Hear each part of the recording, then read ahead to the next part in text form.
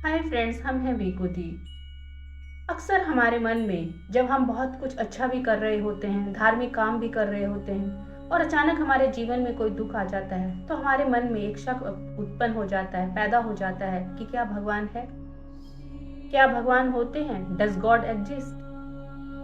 तो आज हमारी वीडियो का टॉपिक है कि क्या भगवान होते हैं। गौतम बुद्ध एक बार सुबह सुबह अपने शिष्यों और लोगों की मंडली के साथ बैठे हुए थे।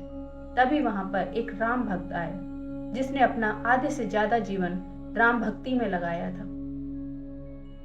उसके मन में एक शक आया कि मैंने आधे से ज्यादा जीवन तो अपना भक्ति में लगा दिया, लेकिन एक पल के लिए अगर भगवान नहीं होते तो क्या मैंने अपने आधे से ज्यादा जिंदगी बर्बाद तो नहीं कर दी। उसने सोचा कि सामने एक महाज्ञानी व्यक्ति बैठा है, गौतम बुद्ध, क्यों ना इसी से पूछ लिया जाए। जब भी हम कोई कार्य कर रहे होते हैं, अगर हमारे को किसी एक दो लोगों की सहमति मिल जाती है तो फिर हम निश्चिंत हो जाते हैं कि हम जो कर रहे हैं वो सही कर रहे हैं। इसी मंशा से उन्होंने गौतम बुद्ध से पूछा कि क्या भगवान होते हैं। गौतम बुद्ध ने उनकी तरफ देखा और बोला कि नहीं, भगवान नहीं होते। सारे शिष्य जो थे वो हैरान हो गए, जो वहां की मंडली बैठी हुई थी वो भी हैरान हो गई, क्योंकि आज से पहले कभी भी गौतम बुद्ध ने कभी भी कोई सीधा जवाब नहीं दिया था। वो तो जब भी कोई सवाल पूछता या तो मौन रह जाते या फिर वो इतने गूढ़ अर्थों में उसका जवाब देते कि किसी को कुछ समझ नहीं आता। लेकिन उन्होंने पहली बार इतने स्पष्ट शब्दों में कहा था कि भगवान नहीं होते। सब बहुत खुश हुए, ढोल नगाड़े बजे कि एक महाज्ञानी ने ये कह दिया है कि भगवान नहीं होते। अब आप कहोगे कि इसमें खुशी की क्या बात है। आप खुद सोचिए कि अगर आप इस संसार में कोई भी काम कर रहे हैं और आपको इस बात का डर है कि ऊपर जाकर आपको उसकी सजा मिलेगी, जब वो बात ही खत्म हो जाए कि ऊपर कोई है ही नहीं और आपको किसी बात पे आप कुछ भी करें आपको सजा ना मिले, तो आप खुश नहीं होंगे। तो इसी बात के लिए वो सारे लोग जो थे वो खुशी हो गए। शाम को फिर सभा बैठी और एक चरवाहा, आप चरवाहा तो जानते हैं जो भेड़ बकरियां चराती है, ये बहुत ज्यादा मेटेरियलिस्टिक होते हैं, ये सिर्फ अपनी आंखें देखी बातों पर विश्वास करते हैं, ये एक तरह की जाति है। उन्होंने गौतम बुद्ध से पूछा कि क्या भगवान होते हैं। गौतम बुद्ध ने उसकी तरफ देखकर बोला कि हाँ, भगवान होते हैं। सारे जो शिष्य थे वो आश्चर्यचकित हो गए कि सुबह तो ये कहा गया था कि भगवान नहीं होते हैं और अब ये कहा जा रहा है कि भगवान होते हैं। तो कहने की पर्पस मतलब ये है हमारा कि चाहे हम ये विश्वास रखते हैं कि भगवान नहीं होते या जब हम ये विश्वास रखते हैं कि भगवान होते हैं, दोनों ही एक ही चीज है। हम सब इस बात के लिए हम दोनों जो आस्तिक और नास्तिक है एक ही बोर्ड पर बैठ रखे हैं।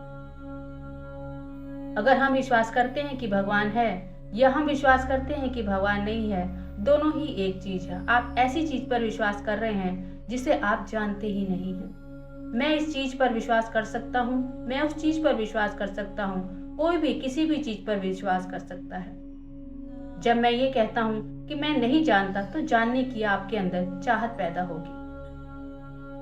हमने देखा है कि लोग जो है गांव जा जाकर प्रचार करते हैं कि भगवान है और कुछ लोग कहते हैं कि भगवान नहीं है। ये हमारी संस्कृति में ही एक विशेषता है कि हम ऐसा कर सकते हैं, लेकिन अगर आप और संस्कृति में देखें तो आपकी गर्दन काट दी जाती है कि आपका ये मानना कि भगवान नहीं है आपको एक तरह का पापी सिद्ध कर देता है। तो ये हमारी संस्कृति की विशेषता है कि हम इस तरह से कर सकते हैं। तो जैसे मैंने कहा कि जब आपने ये माना कि मैं नहीं जानता कुछ कि है या नहीं है, तब खोज पैदा होगी और जानने की संभावना पैदा होगी उस विषय में जिसके बारे में हम नहीं जानते। लेकिन ये भी एक सच है कि जो ईश्वर है वो तर्कातीत है, मतलब उसे कभी लॉजिक से सिद्ध नहीं किया जा सकता और ना ही ये कहा जा सकता है कि वो नहीं है, तो इस बात के लॉजिक से भी आप उसको सिद्ध नहीं कर सकते हैं। जितने भी तर्क दिए गए उससे किसी को भी लाभ नहीं मिला बल्कि हानि ही मिली है। तर्कों के कारण ईश्वर को असिद्ध करने का कारण मिल गया है। जब भी किसी आस्तिक ने कोई कारण दिया तो नास्तिकों ने उसको और जोर शोर से असिद्ध करने की, कि ईश्वर नहीं है, सिद्ध करने की पूरी कोशिश की है। आस्तिक ने जो भी तर्क दिए वो खंडित किए जा सकते हैं, बिल्कुल किए जा सकते हैं। हम आस्तिक होने के बावजूद भी ये कहते हैं कि जब भी कभी आस्तिक और नास्तिक की बात होगी या तर्कों से लड़ाई होगी, हमेशा नास्तिक ही जीतेगा। तो करना क्या होगा? आस्तिक को चुप हो जाना चाहिए, नास्तिक अपने आप से विदा हो जाएंगे। जैसा मैंने पहले कहा कि ईश्वर तर्कों से कभी भी सिद्ध नहीं हो सकता और ना ही असिद्ध हो सकता है।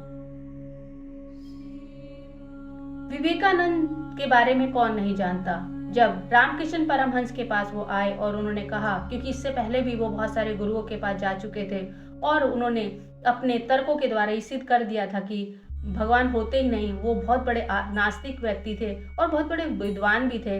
उन्होंने हर तर्क को खंडित कर दिया था। जब वो रामकृष्ण परमहंस के पास आए तो उन्होंने भी वही बात कही कि क्या भगवान होते हैं। उनको लगा था कि रामकृष्ण परमहंस उनके साथ उसी तरह से बहस करेंगे जैसे अन्य लोगों ने बहस की, लेकिन रामकृष्ण परमहंस ने एक अलग सा जवाब दिया। उन्होंने कहा, क्या तू अनुभव करना चाहता है कि ईश्वर है?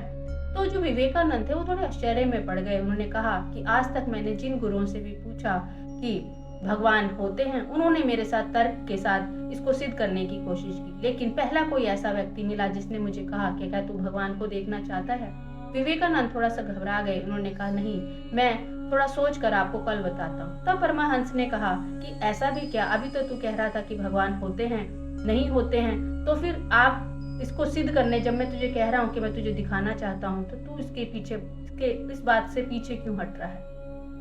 तो सत्य बात यही है कि जब भी हम किसी से तर्क करते हैं, हम किसी गुरु के पास जाते हैं, तो वो अनुभव वाले, सिर्फ वो अपने जो ज्ञान को उन्होंने किताबों से पढ़ा है, वेदों से, सिर्फ उसकी ही बातों कर, लेकिन जिसने भी अनुभव किया है वो आपको जरूर बता पाएगा कि भगवान होते हैं। भगवान होते हैं क्योंकि आपको अपने मैं को मिटाने की कोशिश ही नहीं करी होती, जिससे हम जान ही नहीं पाते कि भगवान है। इसके लिए पहले आपको मैं को मिटाना होगा। जैसे रामकृष्ण परमहंस ने विवेकानंद की छाती पर पांव रखा तो उनका मैं मिट गया, उनका ये शरीर का अभिमान कि मैं कुछ हूँ, जैसे ही वो मिटा तभी उन्होंने जाना कि आज अंदर एक चेतना थी जिसके विषय में वो कभी भी जान नहीं पाते अगर रामकृष्ण परमहंस ने उनको इस बात का आभास ना कराया होता। तो जैसे पहले कहा कि जो भगवान है वो तर्कों से नहीं जी सकते, ना ही उनको तर्कों से असिद्ध किया जा सकता है कि बिल्कुल नकारा जा सकता है, और ना ही तर्कों से उनको ये सिद्ध करा जा सकता है कि वो है।